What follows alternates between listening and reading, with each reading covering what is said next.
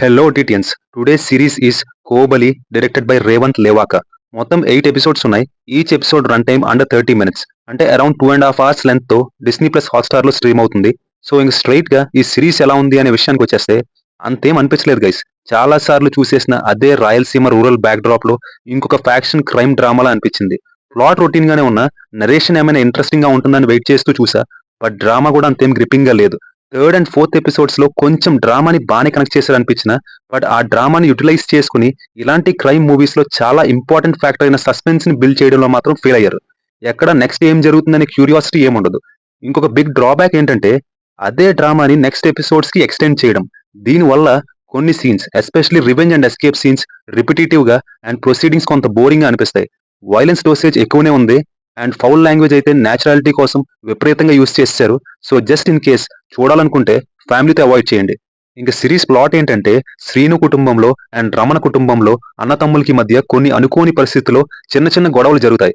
ఆ గొడవలు వాళ్ళ కుటుంబాల్ని బద్ధ శత్రువులుగా ఎలా మార్చాయి, ఈ గొడవలు వెనక అసలు సూత్రధారి ఎవరు అనేది మీరు సిరీస్ లో చూడొచ్చు. కొంచెం ఎలాబరేట్ రివ్యూలోకి వెళ్తే మూవీలో ఇండివిజువల్ గా శ్రీను అండ్ రమణ కుటుంబాల్లో అన్నతమ్ముల మధ్య ఉండే ఆ మనస్పర్ధలు చాలా న్యాచురల్ గా చూపించారు. బట్ ఈ రెండు కుటుంబాల మధ్య కాన్ఫ్లిక్ట్ ని సరిగ్గా ఎస్టాబ్లిష్ చేయలేదనిపించింది.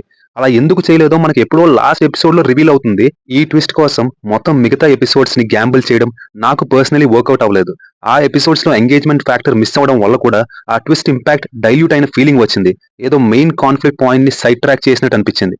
నెక్స్ట్, ఇద్దరు కుటుంబాల మధ్య ఇంకొంచెం డ్రామాని బిల్డ్ చేసి ఉంటే బాగుండేది. గొడవలకైతే పర్వాలేదు, మరీ ఒకరిని ఒకరు చంపుకునే స్థాయి ఎమోషన్ ఉన్నప్పుడు మినిమం డ్రామా ఉండాలి కదా. ఇక్కడ ఎంతసేపు ఏదో టైటిల్ కార్డ్ అండ్ శుభం కార్డ్ వేసినట్టు concentration and limited run time మొత్తం ఎపిసోడ్ కు ఒకరిని లేపేయడం మీద బెటర్. అండ్ ఫైట్స్ బాగానే కంపోజ్ చేసుకున్న ఇలాంటి ఒక రా అండ్ రస్టిక్ ప్లాట్ లో అవి కొంచెం ఓవర్ ద టాప్ అనిపించాయి. ఈ సిరీస్ లో పాజిటివ్స్ చెప్పమంటే ఈ రూరల్ డ్రామాని ప్రాపర్ క్యారెక్టరైజేషన్స్ అండ్ నీట్ సినిమాటోగ్రఫీతో ఆథెంటిక్ గా చూపించారు. ప్రొడక్షన్ వాల్యూస్ కూడా బాగున్నాయి.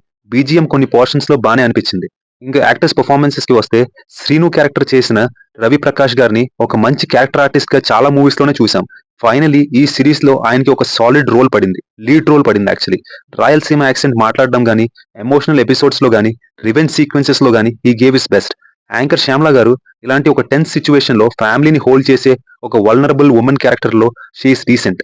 రమణగా చేసిన అతను లుక్స్ పరంగా ఆ రోల్ కి పర్ఫెక్ట్ గా సెట్ అయినా అతని పర్ఫార్మెన్స్ కొన్ని చోట్ల ఓవర్ ద టాప్ అనిపించింది. రెస్ట్ ఆఫ్ ద కాస్ట్ వాళ్ళ రోల్స్ వరకు బానే చేశారు. That's it guys. వెళ్లే ముందు ఇచ్చట ఓటీటీ రివ్యూస్ మాత్రమే ఇవ్వబడును. సో అఖిల భారత ఓటీటీ సభ్యులందరూ సబ్స్క్రైబ్ చేసుకోవాల్సిందిగా మనవి. Signing off your late back ఓటీటీఎన్.